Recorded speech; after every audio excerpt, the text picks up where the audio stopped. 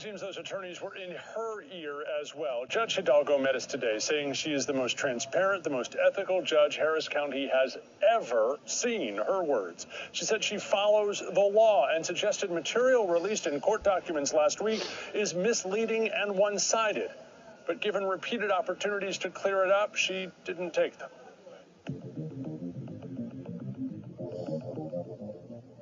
"11 days after Texas Rangers were in this very space seizing her senior staffers' phones and computers, it was Judge Lina Hidalgo's turn to tell us how she's dealing with this investigation into how a small Houston firm wound up winning an $11 million COVID contract.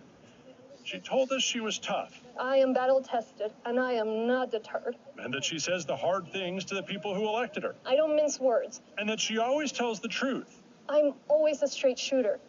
But what about the COVID contract? The one won by a firm court document suggests she was talking about and her staff was talking to for weeks before it was ever made public. The intention was to quickly build the best grassroots outreach campaign that we could to build confidence in the vaccine. About that, she wasn't saying much. Because it's an ongoing investigation, I can't address many of the misleading and sometimes false allegations that are swirling around. She repeatedly blamed her defense attorneys for blocking her from saying much of anything. Why was her staff discussing a plan with a possible vendor?